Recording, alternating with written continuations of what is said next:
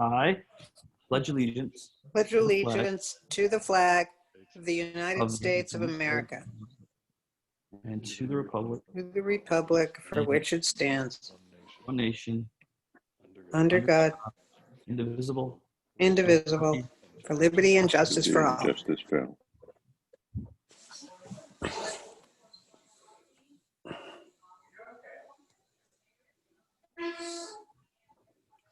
Everyone's doing well today? Good, All things considered. good, good. Do I have a motion to approve the consent agenda? So moved. Do I have a second? Second, I'm going to vote via roll call. Mariah. Holly Allen, Aye. Ed Bowen, Aye. Jenna Porter, yeah, Rita Kennehan, Aye. Patrick McPhee. Aye, that passes. 3-1, update on arts, performing and visual at Wilbur School. I hear there may be a video involved in this. Is this correct? A video? I'm gonna put the lights down. Principal Wick, take it away. Go All ahead. righty. Mr. Gabriel, can you pull Nicole Oriole in? More than happy to. Thank you. I do have a little slideshow for you. Who was presenting? There you go. Thank you. I just am very proud to spotlight the arts program at Wilbur McMahon School. We have definitely had to make some shifts this year to do things a little bit differently than they've done in the past due to our new COVID restrictions. But I really think this department has knocked it out of the park and done some really fun and creative things. So if you go to the next slide, please, John. So we're moving towards an IB model of our middle school arts, and the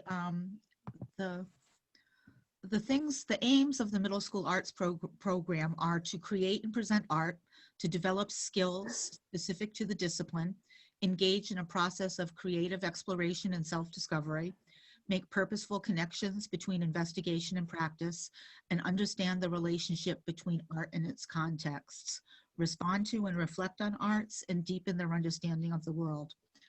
Now, I think we've always done a good job of meeting these goals, but I think now thinking of it in a more critical lens with a more global framework, we're really doing some fun, different, and unique things. So you can use, go to the next slide, please. So this year, the Wilbur's course of study, the arts class, is taught by a team of educators. So it's arts with an S, and it is both visual and performing. It's taught by the team of Mr. DeLeo, Miss Oriole, and Mr. Kirby.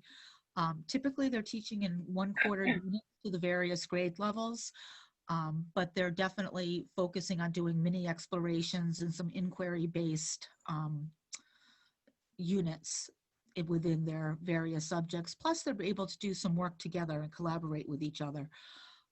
Next year, when we can move back towards doing more of the band and chorus elements, we'll figure out how to weave that in, but we're building a strong foundation this year and doing things that we might not have done otherwise, and really having all of the kids explore new things.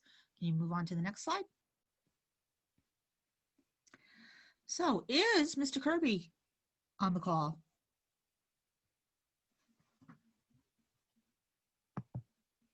Ms. Oriole, would you like to address his? Sure. Thank you. So Mr. Kirby has been kind of focusing on the popular music and world music about from the 1950s and 60s.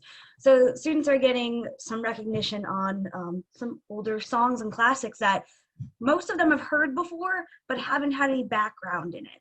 So they're learning about how music came from where it was in the 50s and 60s to modern day metal and different popular music we have today.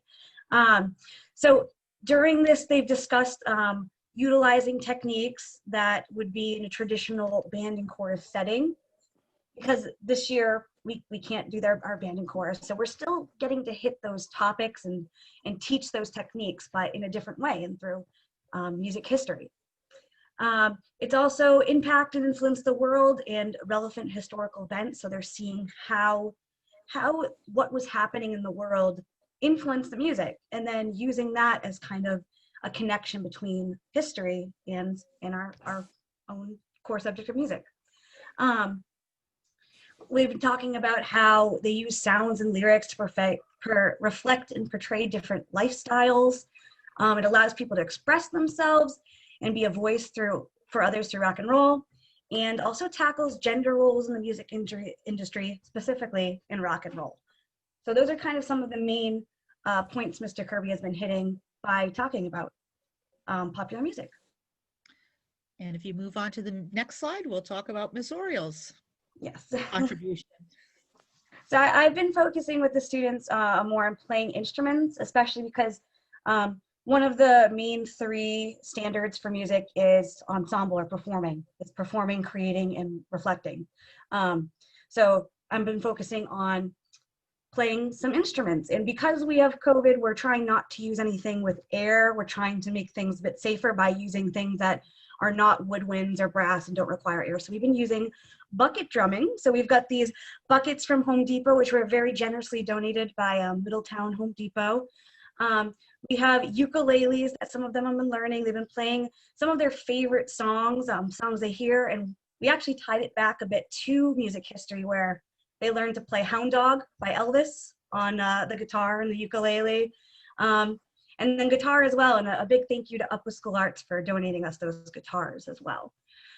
So as they're learning these skills, they're also learning self-confidence, and they're learning to have that growth or positive mindset through their playing of an instrument and becoming better at something. We're also talking about different music genres. They're playing everything from Over the Rainbow in Hawaii to Bruno Mars on the radio, or sorry, Jason Mars. They're risk-taking, they're trying a new thing. That's something from IB, and communicating, expressing themselves in new ways. And the biggest takeaway, I think, from them doing instruments is just learning that perseverance. You're starting an instrument, it's hard. It takes hard work. They keep practicing and it gets better. When you work hard at something, you have a positive attitude, it gets better. So, and that's one of my kind of big focuses this year with everything going on. So in the following slides, we have some pictures and videos from some of the performing arts side of arts. So here's our guitars that were donated by Upwood School Arts. This is 7th grade playing the guitars. And we were even able to get them to our at-home learners. You can see they're very excited to have them at home too.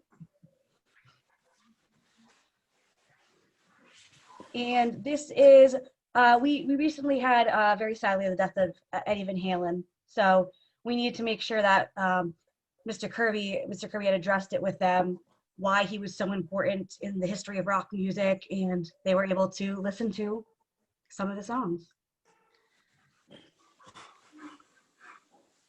And this is some playing of guitar from 7th grade.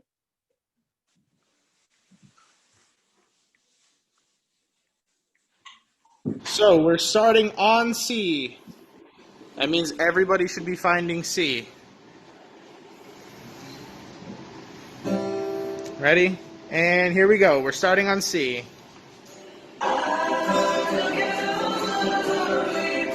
minor. C. E minor. E minor. C. E minor. C. E minor. C. E minor. E minor. C. E minor. E minor. C. E minor. C. minor, C, E minor, E minor, C, nope, C, E minor.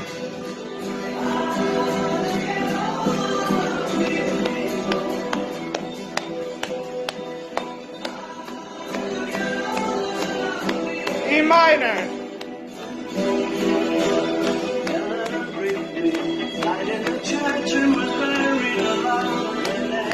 Keep it with me, please. E minor. C. E minor. C. E minor. E minor. C. E minor. Ow. So that was really fun being able to tie in. We did a whole unit or a lesson about the Beatles too and their place in music history. So Then we're we- starting on C. So that was very exciting. Sorry, I didn't know it autoplay. That's Yep. okay. Next slide. And then our 8th graders, hear them outside bucket drumming. So we have them, we had them on the dots, the 6 feet dots on the track. Each of them got their drums, they had music, they had drumsticks that they were able to do some unique drumming on. And who knew that the drums could also be storage containers within the classrooms? Yes. Oh, and this is Mr. Kirby. He had some of his students that are doing music history. He wanted to show a little bit of that component. They had to do an elevator pitch about a band they learned about and why you should listen to them. Oh, hello, Mr. Kirby. I was looking for you. You need to listen to The Who. They've been active from 1964 to 1983 and are still making music now. And if you like rock and loud music, then this is the band for you. Oh, your class is waiting. See you later, Mr. Kirby.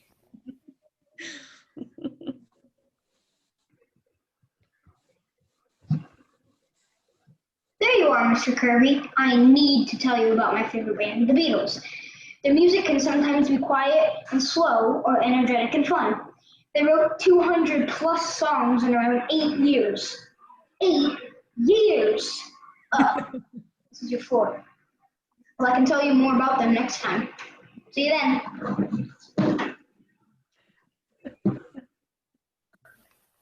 Oh, hello, Mr. Kirby.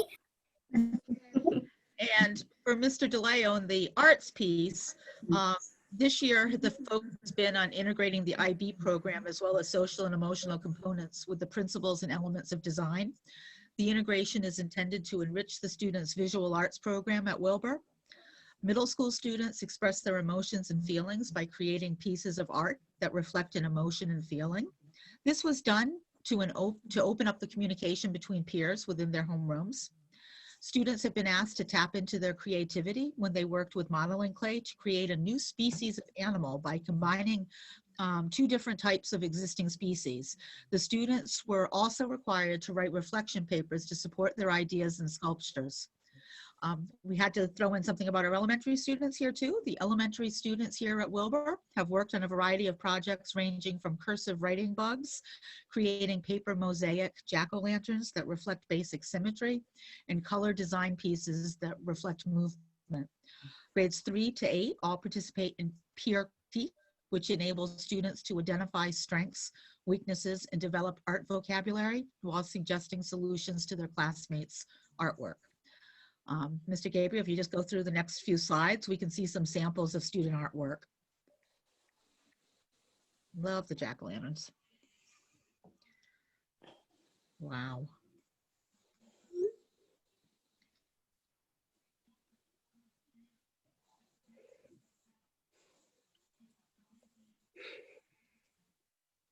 And I think that is the arts program in a nutshell.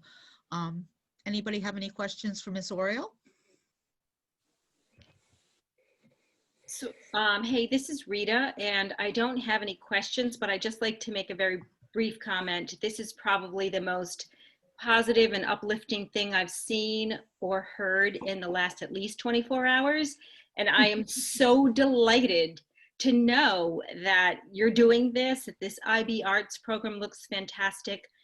Who knew one of those positive outcomes from a COVID pandemic would give us this opportunity, and that they're performing and reflecting on their performing, which is so critical. So, and I would say yes to Bruno Mars, actually. But this is beautiful. We needed it. Thank you. Thank you. Thank you. Thank you, Soriel. That was great. Thank you. So 3-2, update on lunch and recess. So they must be hungry after all that playing of music. Yeah, I just wanted to briefly talk about how lunch and recess looks very different at Wilbur this year, but I think it's had some very positive, yeah, it's been positive in its own way. We are staying in our stable pods throughout the day. So that means that recess and lunchtime, the kids are not going to the cafeteria. They are going to recess, but they're not going to recess as a large group. They're going as smaller groups. What that has allowed is for a lot more individualized play and play within smaller groups. So the staff that went through Recess Rocks training last year has been using a lot of the strategies that they learned last year and incorporating it within recess time. We are also working on incorporating some of the things from Box that we talked about at our last Wellness Committee meeting. So when we start to have indoor recess days, we have some things that we can be doing with kids there. What I'm finding is, I would say nearly 100% of the kids are involved in active play. You rarely, if you see somebody who is not actively playing, it's because that is their choice and they're opting to take some time alone. By and large, we've got groups between 8 and 16 that are with one adult, and it's a very active playtime. Today I saw kids using hula hoops, throwing frisbees, playing shooting hoops, playing basketball. So I mean, there's a lot of different things that are going on, and we're figuring out how to adapt things to be more socially distanced with each other, but still play an awful lot. And the same thing at lunchtime. The kids are eating in their classrooms, except when the weather's nice. We've been spending a lot of time going outside for our lunch blocks. So it looks different, but I think everybody's adapting. I mean, it is a lot of work because the cleanup and things like that are a bit different than they are in the cafeteria. But I think we're adapting nicely, and I think it's, it's working well, and it's kind of like a nice little break in the middle of everyone's day. Thank you. Any questions for Ms. Whip? Thank you, Sonia, for that. Ms. Oriel. If our attorney Anderson has to leave this meeting today at 20 of 8. So if there's no objections, I'd like to move up section 9 action items so we can get through that in case there's any questions. Is there any objections from the committee? Okay, great. So I am going to jump over to 9.1. Consider, discuss, and vote to amend the non-resident policy via roll call. This is a second read. Mr. Bowen, I'm gonna miss saying that. Go ahead. So this added the provision specific to tuition paying students that requires that tuition be paid in full before any transcripts are released or grades, etc. In line with what private schools would be doing, but again, applies only to tuition paying students. John Anderson, any response to this? Do you have anything to add to this? No, I think Mr. Bowen has summarized it accurately. Not a surprise. Do I have a motion to accept 9.1? Don't I will move. move it. Do I have a second? Second. Any further discussion on this issue? I'm not seeing any. Mariah, we'll do a roll call, please. Polly Allen, Aye. Ed Bowen, Aye. Jenna Porter,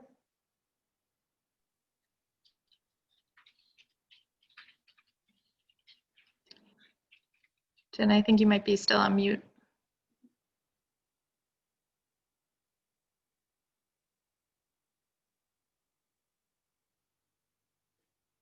I'm going to come right back to you. Aye. Perfect. Rita Kennehan, Aye. Patrick McHugh, Aye. Motion passes unanimous. Thank you. 9.2, consider, discuss, and vote to approve the memorandum agreement for School Building Authority COVID-19 Capital Fund via roll call. Do I have a motion? Motion? Do I have a second? Second. Second. I have a second. Any discussion here? Not hearing any discussion. Vote via roll call, please, Mariah. Polly Allen, Aye. Ed Bowen, Aye. Jenna Porter, Aye. Rita Kennahan, Aye. Patrick McHugh. Aye, that passes unanimously. Thank you. 9.3, consider, discuss, a vote to approve the memorandum agreement with Little Compton Teachers Association via roll call. Do I have a motion? Motion? Do I have a second? I'll second. Second. Discussion on this one? I guess I'd like to say, I wish we could do more, but we appreciate what they did, and what they are still doing for our community and our kids. Thank you, Polly. Any other further discussion? Not seeing any. Roll call, please, Mariah. Polly Allen, Aye. Ed Bowen, Nay. Jenna Porter, Aye. Rita Kennahan, Aye. Patrick McHugh. Aye, it passes 4-1. Thank you. 9.4, consider, discuss, a vote to approve 2021 schedule of meetings via roll call. Do I have a motion for this one? You have a motion? Do I have a second? Second. Any discussion? So we'll have 2 new members, and I guess they don't get to vote if they want to have meetings on this day. So if they have any issues, then we can certainly go back and amend it. Have a vote via roll call, please. Polly Allen, Aye. Ed Bowen, Aye. Jenna Porter, Abstain. Rita Kennahan, Aye. Patrick McHugh. Aye. That passes 4-0 with 1 abstention.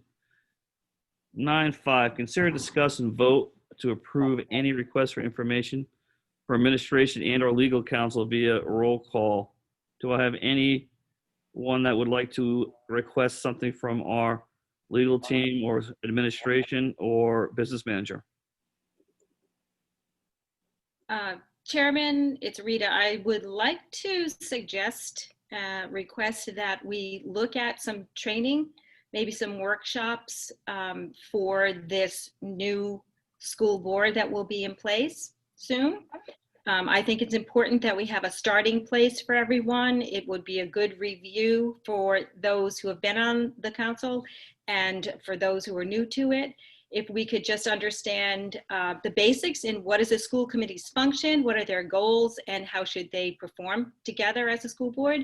So if we have maybe something from the School Board Association or some other organization that could just help us with a workshop to get us oriented to these roles, I would like to suggest that. That's a good suggestion. John Anderson, this should be right in your wheelhouse before you skate out of this meeting. Do you have anything to add to this?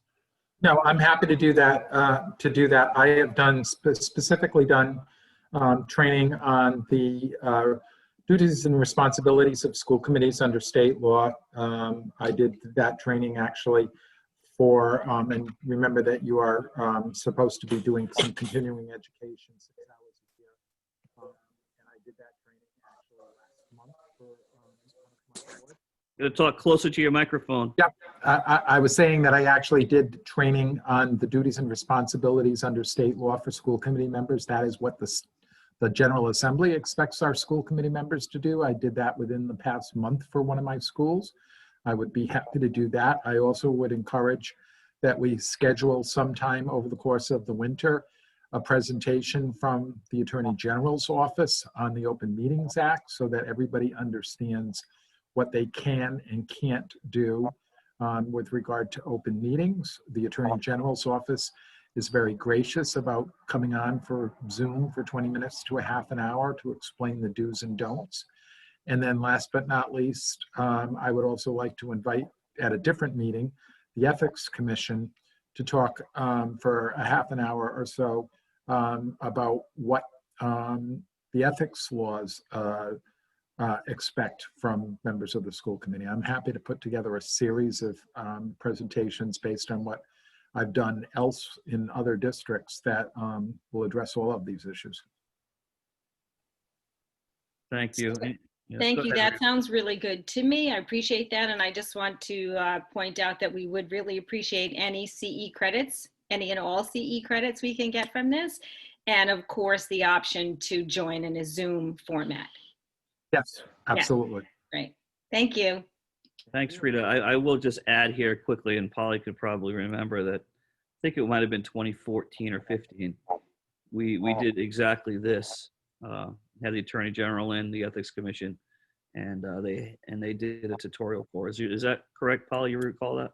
It is, but I think even more recently, someone from John's office came, maybe it was 2 years ago, and did like a refresher kind of course. Yeah, so I was, it's a good time to do it with the new committee coming. Oh, right. I recall that when we started a couple of years ago, we were able to go to a school board association in person, and that way we could network, ask a lot of questions. It was quite informative, but I don't believe they would have that. They would offer that now. They actually have a lot of meetings, or maybe not a lot, but they come through our email. I'm not sure if that one would come through, but I would imagine that they're going to offer something. I'm sure they'll have some virtually. Yeah. But it would be nice to have something focused to us, for us. Absolutely. Appreciate Absolutely. that. Thank Yes. you. Thanks, Yep. Mr. Anderson.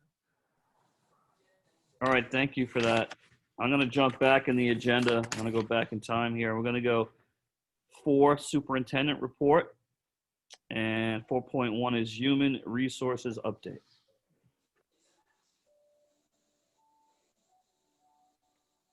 She's on mute. Got it. We haven't hired anyone since September or so, but Carolyn Sedgwick and I are adding some tools to our toolbox. We are engaged in a certification program offered by the Youth Restoration Project of Rhode Island, and it's called the Restorative Workplace. And we started our first 3 hours of that coursework today, and it was excellent. So we look forward to using our new tools as we engage more with staff. We've also started the process of adding a diversity calendar from diversity resources geared towards human resources departments in schools and universities, in public and private entities. And our hope is to work with Principal Whip and the school staff to integrate all of the districts and the school's multicultural programming. Our Spanish teacher does quite a bit. Kelly Cole, Mike Tomaso shared some of his work last week during our intercultural book club discussion. Our elementary teachers, our school librarian, Karen Corrigan, they are always engaged in multicultural programming, and we just want to centralize celebrations within our school and national and international celebrations. So we're in the process of doing that. Next, I guess I'll move on to 4.2, Chair, Intercultural Development Book Club. Yes, yep. Sure, go ahead. Work right through. We had our first discussion last week. 11 people signed up. 3 could not make it, so there were 8 of us on the Zoom, and we discussed Ta-Nehisi Coates's Between the World and Me. The discussion was exhilarating, enriching, edifying. Each participant was given his, her, or their discussion prompt or question a week earlier, and he, she, or they were tasked with leading that particular point of discussion and being the timekeeper for that particular point of discussion. And it went really well. We had hoped more readers would attend, and wonder if the divisiveness in our country compelled some people to shy away from conversations around race in the US. So I want to take this opportunity to tell everybody that the Intercultural Book Club is a safe space to explore complex issues, to have complicated conversations. Our next title will focus on gender identity, gender expression, gender nonconforming, and that discussion will be in January, well after the holiday season, and the title is to be determined. A few of us are reading quite a few titles, and we will land on one and get multiple copies, either through the consortium in the state, the Interlibrary Loan Consortium, or if we can get a good deal, we will purchase them. And so that has kicked off in a really great way, and I look forward to the next discussion. Reopening. Our reopening has been pretty good. We've had 2 positive COVID cases. Currently, we have 1, and one is in mid-October, and another case identified a few weeks ago. We have no positive cases from that 1 case, and our hearts go out to all who were affected by that. We're pretty certain that our mitigation efforts are responsible for that 1 case not turning into any other cases. So between ventilation, our windows are open, a lot of outdoor learning, our cleaning protocols, I had Chris Osborne give me a summary of them, and it truly took a full page. So our mitigation efforts, our stable pods, all of that is working and keeping everyone healthy and safe. As we discussed earlier, and the school committee just voted on, we did receive $10,000 from the Council on Elementary and Secondary Education / School Building Authority, and every district in the state received monies, and $10,000 was the minimum, and because we're so tiny, that is what we did receive. And the bulk of it we will use to match the $8,000 that the town has promised us for repaving the back lot. As you know, several of the doors back there are now being used by our stable pods for arrival and dismissal, and that back lot is rutted and in great need of repair. I also heard from the Educational Operations Center. I think the commissioner and the governor call it EDOC, and that was on Monday. And they asked me how many air purifiers we could use. And we will be getting, hopefully, fingers crossed, 21 Medify MA 112 air purifiers. They're about $800 a piece, and we'll be getting those for free. And every single homeroom and classroom will be equipped, and that will be yet another layer of mitigation as we button up for the winter. And you know, with our CO2 levels will be looked at. I believe next week we have one of the consultants coming in. If it's next week, I know that Chris Osborne did schedule it for us. And so we are, being cautious. Once we button up our building, the ventilation will not be as it is now with windows open. And even though we're MERV 13 filter compliant, we have a relatively new HVAC system.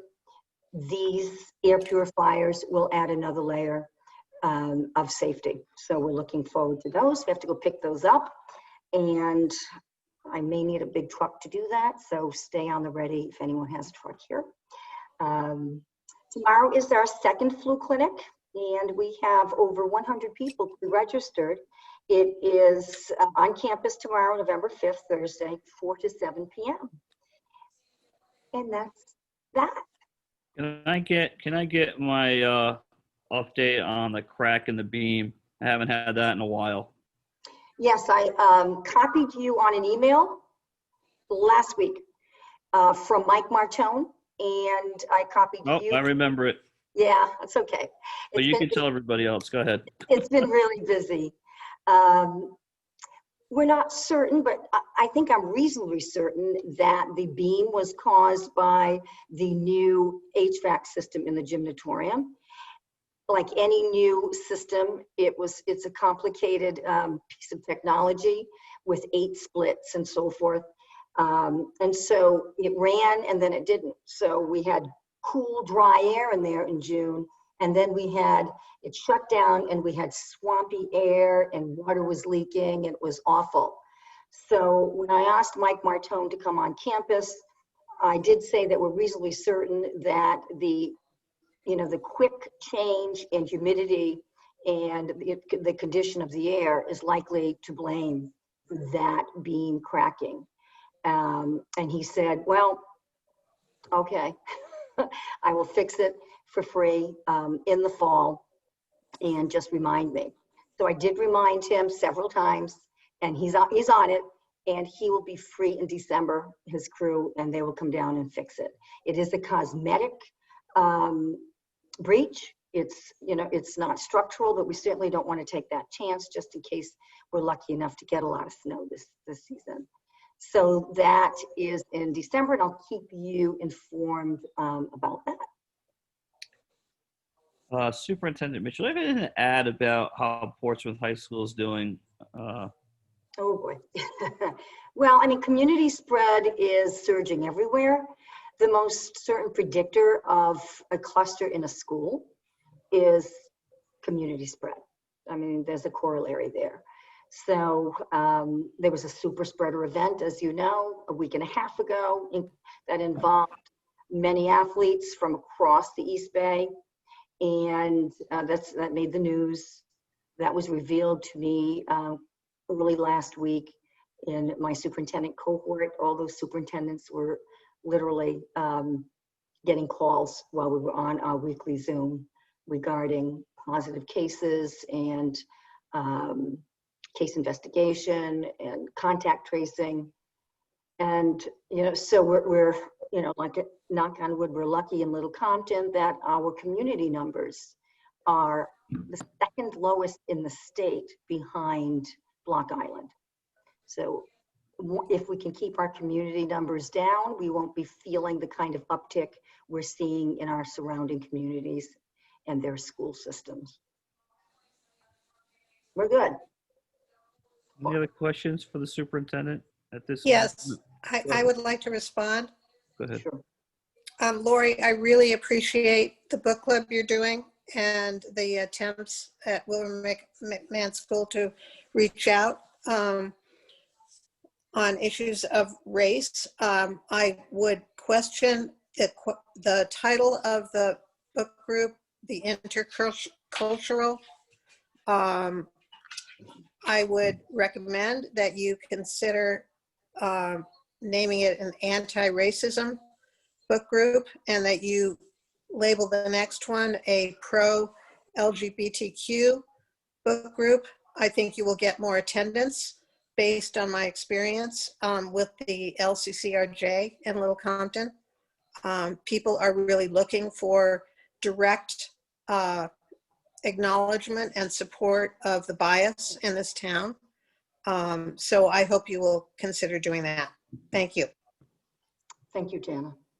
Thanks, Jana. Excuse me, I'd like to, I have 2 questions real quick for Lori. So is the book club then open for new members? And yeah, would it absolutely. be appropriate to, that's been, could you send it out again maybe? Do you do the parent square? And every current member is tasked with bringing one more member next time. I see. Okay, that's wonderful. So yeah, if you could advertise that maybe for more membership. And then I have another question regarding COVID.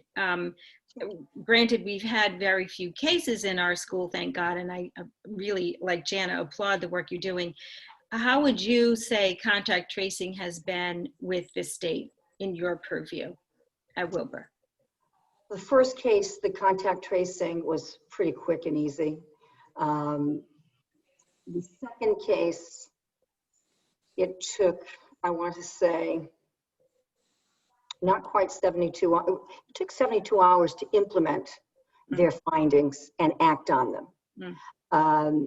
But it was much later than any of us anticipated. Being on the Zoom with the rest of the East Bay superintendents, we all have stories of how long it has taken. Some of them were still waiting for reports of cases that were investigated a week before. Ours was relatively more, quicker because Jean Dunn was on it. She was calling constantly. If she speaks to somebody like she and I did in October, she takes their name, she takes their number, and that's it. They're going to hear from her again. She was on this constantly. And otherwise, I don't think we would have gotten anything until that Thursday morning. At least the results came late that Thursday night. I think Principal Whip, her last conversation was at 9:30. And then the next day we could act on those results. I shut down a full grade level on the Tuesday, knowing that we weren't going to hear anything. I did it a day at a time. We could bring half the kids back on Friday once we had the results. Most of our close contacts were from the bus. The bus catchment area is much larger because the bus is narrow and smaller, not like a large classroom. I believe only a few of the students in the classroom were in the catchment area because the desks are 6 feet apart. 2 staff members out of, I believe, 6 were also close contacts. These are teachers who walk around, they work the room, they approach student desks, students come to them, and teaching style at this point is a liability. If you are a teacher who's used to being in close proximity to your students. So we're learning as we're going. We did talk to the case investigators. They gave us all the questions that they ask teachers, which gives us sort of that backward design component. And I see Sonia nodding her head. Now there are practices that we know to encourage our teachers to avoid, to shy away from. Like I said, walking around the room, distributing papers, letting a child breach the 6-foot barrier, or the teacher breaches it out of empathy and the impulse to educate, nurture, and support. It's almost counterintuitive what we have to flip. Any teacher who's home right now, hi out there if you're seeing this,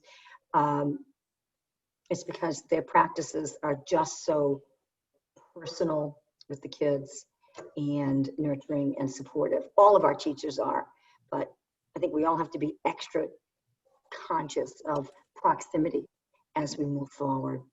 So we're learning a lot from this, and definitely our mitigation efforts, all the layers of safety that we have. That's the reason why we will hit Friday and not have any positive cases from those 25 people who are quarantining. No, it definitely worked, and I applaud your efforts for being the contact tracers that the state just can't seem to find enough of, because I know that you ruined Halloween for some of the kids because they had to quarantine and they couldn't, but they did it, so it's great work, and I really appreciate what you're doing to keep this thing moving. Well, it's a team effort, and some of the team members are right here in this Zoom. Jean Dunn, I can't tell you how amazing she is. I hope I don't have to sit out for hours in her office anytime soon. But when there's a case, Sonia and I, we park ourselves in, and that we just roll up our elbows. We look at bus lists, we look at schematics, we look at classroom rosters and seating charts. We have those available for the case investigator. And then the next day we're like, okay, we forgot this, we forgot this one, 2 different buses. It's more complex. It's easy for us to nail it. I can't imagine what some of our peers are going throughout the state. Superintendent, actually a quick question. What are the numbers for in-person and distance learners? Where are we at? I believe we're almost at 90% for in-person, inching towards it. My second question is, all the grades in person? Oh yeah, pre-K even. Presently, Pre-K right now. through 8, even the little ones. First grade, second, third, fourth, fifth, sixth, seventh, eighth? All We are Pre-K through grade 8 in person, full in person, except for those who are choosing home learning. And you saw some of them on that Promethean board during the guitar video. I mean, we are pulling them in. That new technology is a game changer. It was a steep curve for an entire building to climb. We're there, and you saw those kids, those at-home learners were right front and center in that classroom. All right, thank you. 5-1, finance report, John McNamee. I'm sorry, Patrick. Yep. Could I say one more thing? Yes, you can. Yeah, I'm kind of going out on a limb tonight because it's my last meeting, so I'm taking advantage of that. But in keeping with Lori's wonderful reading group, I want to make people aware that there is going to be a Zoom presentation open to the public on Wednesday, November 11th at 7 p.m. Merely Bystanders, the Psychology of Courage and Inaction, which is helping people figure out what to say when they hear a racist remark and they don't know what to do. It is on Zoom. We have posters all over town. I would love it if the school would be willing to publicize it in their literature. It's being co-sponsored by, we're very happy to say, both the Episcopal and Congregational churches in town and the Little Compton Police Department. So let me know if I can advertise with you guys. Otherwise, see the posters around town. Thank you. You're welcome. Go ahead, John McNamee. Thank you, Mr. Chair. We have the financial statements through the end of October, so we've been operating pretty much about a month and a half right now. There's still invoices trickling in. We haven't received the invoice for our Portsmouth High School tuition yet, so that's still outstanding. Today, I got a couple of vocational out-of-district invoices in. We have 2 students at the Met, which is in our budget. So at this point in time, we are tracking towards our budget with the exception of the COVID-related expenses that which will be funded through 2 outside sources, both the ESSER funding and the CRF funding that we got from the state. So at that point, I think we should be okay on the COVID-related expenses. I'm anticipating that we should see some more relief from the state in that area. Now that the election is over, hopefully the legislature will get back and kind of deal with the budget. Although state aid has a possibility of being reduced to some extent, it won't have as significant an impact on Little Compton because it's a much smaller piece of our revenue, but it still could have an impact. So we're waiting to see what's going to happen with the budget and also hopefully what they're going to do at the federal level in terms of some additional relief for the towns that will trickle down to the school department. But overall, things are going smoothly at this point in time. I'm not anticipating any particular surprises at this point. Any questions for Mr. McNamee? So John, I know this might be a little premature, but why don't you give us a timeline for budget season? Well, you already gave me a timeline of January 13th, so we'll have that budget available for that. We actually will start working on that budget probably within the next month, gathering information relative to salaries and putting together some of that information. So we'll start that process. More than likely, we'll have that complete in early January and available for the meeting on the 13th. I believe that the town budget timeline will be the same. We'll be looking at having the budget the 2 budget workshops, and then a final vote by the school committee before the end of February. We have to submit a budget to the town clerk by charter by the end of February or March 1st, I guess is the deadline. So we work towards that, and then obviously the budget committee will take it from there. Last year was delayed a little bit. I'm assuming that we'll be back on track. We'd be looking probably for the budget committee to issue their report by early April, mid-April, with the financial town meeting again, probably that second or third week in May. Thank you, Mr. Mackman. Any other questions? For John. Okay, committee reports. Portsmouth School Committee Liaison Report. Yes, hi, it's me, and we had a meeting last week. There is a blood drive on November 16th at St. John's Lodge, if anyone's interested. The seniors took SATs and others took PSATs, and I think it went well. They did talk about COVID cases, but Lori gave us an update, so I don't need to review that. They also talked about the STAR testing, and the math scores again are down district-wide. So they're working on plans to address that. They too are looking at their budgets very carefully for a potential shortfall, but that is the update. Any questions? Not for me. Thank you for that, though. Oh, Rita, Wait, Yep, Rita, go ahead. did I hear that they're missing a committee member? Oh, that there was a committee member who stepped down, and they're looking to fill that position. Did they not, did they step down between when you could run and Yeah, they're just, no one ran and they yeah, had she the slot stepped down there? over the summer, and yeah. All right, I thought I read that somewhere and I thought that was odd, but Any other questions?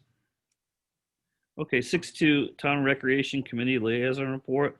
I can report out that there is a public shuffleboard court that has just been laid down behind the community center for public use.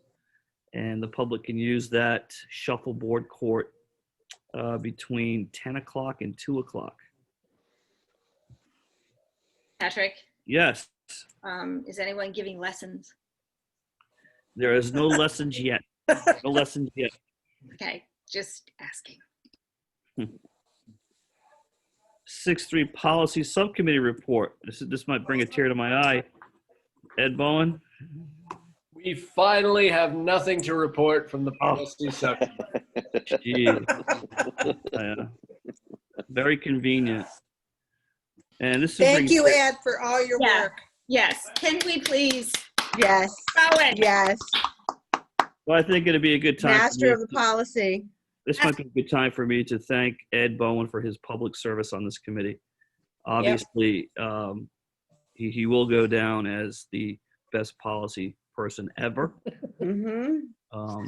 And it's been really a big help to me and to everyone here.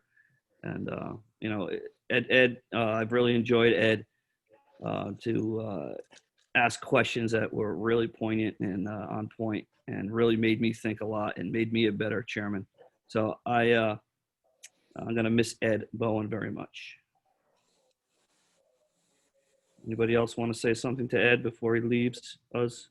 It's been an honor and a privilege, and I thank you all very much for your service too. Thanks. And another one that brings a tear to my eye is 6.4 Wellness Committee. And this is Jana Porter. Jana? Yes, we had a meeting in late October, and all we talked about was the impact of COVID on all of our constituents. And I was just blown away by the dedication of our staff and our teachers. I think we need to never, ever underestimate what this is taking out of our teachers. It is huge. I don't want to go into elaboration on that, but they are dealing with being in contact with different people every day. They are, many of them, immunocompromised. They are putting that aside to be there for our kids. And I am just so impressed by our teachers and our administration. It has been an honor for me to chair this committee. I am available to be a member if the new chair wants me to be, or even an advisor. I'm very committed to issues of wellness. So thank you for letting me serve. So a good time to recognize Jana Porter for her public service on this committee. And Jana, I remember seeing Jana back in 2014, 2015, holding signs up in the audience. Polly might recall that. And supporting and supporting us that were on the committee as new people, supporting the school. And she just caught fire from, I knew she was going to catch fire from them. And she's been a fireball ever since. But I'm going to miss you so much with your advice and your counsel that you've given me. It's been invaluable. We will never forget, Patrick, that we have to announce the votes when we come out of executive session. That's true. Right. That's true. But with you and Ed, hopefully we'll see you guys again to help us out in the future. Oh, I'll be at meetings. I'll be a thorn in your side. But we're going to miss you both a lot. I think I speak for the other three members. So thank you. Thank you. Public input. Anyone in the public would like to say anything? Now would be your time. Have any hands up? I like to see the hand thing pop up, even if you want to hit it once and then take it down just to give me a little fun. But anybody? No, don't see it. Okay, John, no. All right, I will consider a vote to adjourn.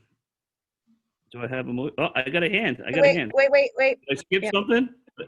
Oh, wow, I skipped right over. I got a lot of stuff on here written down. Yeah, I'm sorry. 7, discussion about shared services agreement. Superintendent Mitchell. Okay, we met recently with Patrick McHugh, representing the school committee, Carolyn Sedgwick, representing HR, John Gabriel. He is a shared service. The school department shares him with the town, notably at the safety complex. Tony Texera was also, that we met via Zoom, was also present, as was Bob Mushin, and also Bill Moore, who is the DPW director in the town. And the MOA that we generated 2 years ago does direct all of us to meet as a team annually, look at the MOA, look at the various duties and responsibilities. The town shares Bill Moore with us for all of the exterior work on the campus and on the building.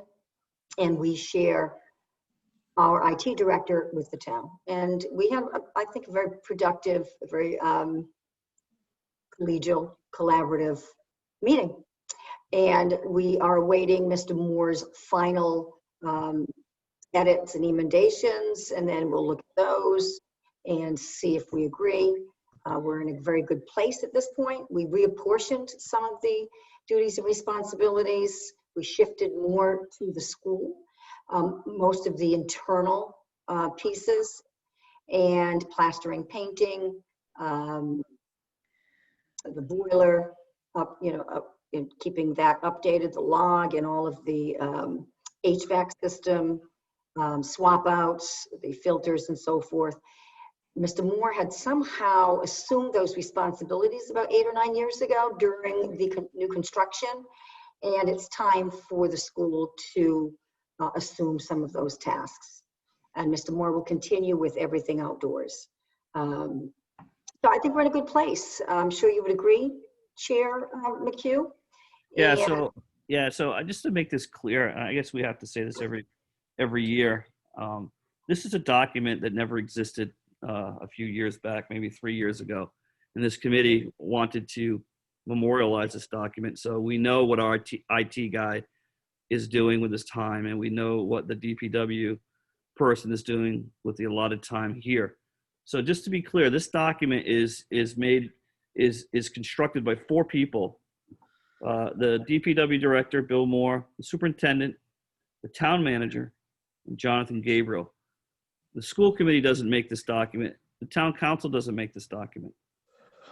So as long as you guys are good with it and the document comes to the school committee for review and we don't have any, something doesn't jump out at us, that there's something that we don't see correct, then we file it and we wait another year and we make sure everyone is good with the agreement. So I'm trying to make that clear. And the town council does the same. They also. So you and Mr. Mushin are there as a courtesy, and thank you for attending that last one. But we do the heavy lifting. It's true. Polly, can you hit your hand correctly, please, on the screen?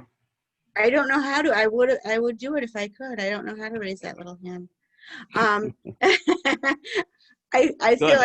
I feel like I need to say, because I say it every year as well, that I would love if the shared services were more equally shared. I feel like the school does a lot of sharing and the town does a smaller portion of sharing. John Gabriel is a huge asset to the school, and last I knew we were sharing him for a day with the town. And from what I'm hearing, we're taking on more of the responsibilities of the town. It just seems like we give a lot and the town's portion is smaller. So I would love to see that be a more equal share. Point taken. Mr. Gabriel is a full-time employee and Mr. Moore is 15 hours a week. And I think the issue is definitely that position for the town and the school needs to be expanded. Absolutely. And so that is something that the school committee and the town council might want to work on collaboratively as well. And I will do the same with Mr. Texera. To have a DPW director for the town and schools at 15 hours a week, it's just not enough. We have taken over some of the pieces also, the roof repair outside, the waterproofing of the courtyard to nowhere. Those were both successful last year because they had to be done and we didn't have anyone to oversee it. So thank goodness Chris Osborne Sr. and Jr. and I worked with a local contractor, but that's the issue. He's 15 hours a week. He is on point when it comes to snow. I mean, he will call me literally at 5 a.m. and tell me the conditions and so forth, but he has a full-time job elsewhere. And when he's on, but he's not available the way the town and the school needs it. That is my personal opinion. If I might just add, I believe that this is the third meeting where he hasn't even had time to offer his input as far as the shared services agreement. So clearly, if he doesn't have the time to even weigh in on the agreement, it's difficult to understand how it would be that he would have time to do anything else. Yeah, you would think. He was at the last meeting, though. Not here. I think that this is the third meeting that this has been on the agenda, and it's the third meeting that has been continued, waiting for Bill Moore to weigh in on it. Yeah, you're absolutely correct. Absolutely correct. Anyone else on this issue? Okay. 7.2, discussion about administrators' goals for the 2021 school year. Carolyn Sedgwick, are you with us? Yep, I'm here. Did you have the goals from the last time that you were going to send the committee so we could comment on them? Yes. Could I interrupt and just see if I could make a motion to table this? It seems, in as much as two of us will not be here, and this involves tenure moving forward, it seems inappropriate for me to discuss this in any way, and it might be better for our successors to be able to have a chance to weigh in on the conversation. And I would, if you would allow me to make a motion that this be tabled till the next meeting when the successors have been sworn in. Second that. I don't know if we need a motion. I think I can just table it myself. My lawyer is not here for me to ask that question to, but I will go through I'll go through that. So I have a motion. I have a second. I have any further discussion? Can I have a roll call, please, Mariah? Holly Allen, Aye. Ed Bowen, Aye. Jana Porter, Aye. Rita Kennahan, Aye. Patrick McHugh. Aye. That passes unanimously. Thank you for that, Ed. So again, I'm going to go to public input again if there's any other public input, since I skipped 7. I would ask more in terms of being a parent moving forward, if it might be possible to get the new PST on an agenda. I'm not particularly sure what is happening with the organization. My understanding is that their usual autumn pumpkin fundraiser didn't take place. I had sent an email following up on an email they had sent me, and I haven't had any response. I had one parent reach out to me also wondering what was happening with the organization, and I don't know if it might be possible to put them on a future agenda. Superintendent Mitchell, have you had contact with the PST? They seem to have gone quiet. Principal Whip and I were copied on an email that did reveal a fractured organization. And other than that, I have nothing more to report. Principal Whip, I believe they're in a state of transition. Great. Okay, so we don't have an active PST at this moment. Is that what you're saying to me? We do not. They are a separate 501c3, and we have no agency over them. However, they do keep us in the loop, and they have a history of being an incredible support for Wilbur McMahon School students and staff. But aside from the last communication that Sonia and I were copied on, I haven't heard a peep. Thank you. So you can keep us updated on that, please. So, Ms. Whip and Ms. Mitchell. All right. Anything else before I consider to adjourn? Yes. Sure. Go ahead. Anna. I would like to recognize the fact that Patrick McHugh, who so deserved to win a position on the town council, did not, and that we are only the richer for keeping him as head of the school committee.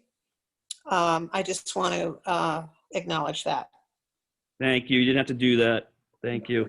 Well, I I know would you like to didn't have to, second I wanted that. I would like to second that, and I am delighted that you're here for the duration. But I would also like to, again, just officially recognize the dedication, professionalism, and leadership of both Jana and Ed. And what a pleasure, what an honor and a pleasure it has been to serve with you two. And I'm so totally going to miss you. So Thank you, Rita. Happy trails. I agree. Anyone else? All right, everybody, thanks. I'll consider a vote to adjourn. Do I have a motion? Motion. Have a second? Second. Roll call, please.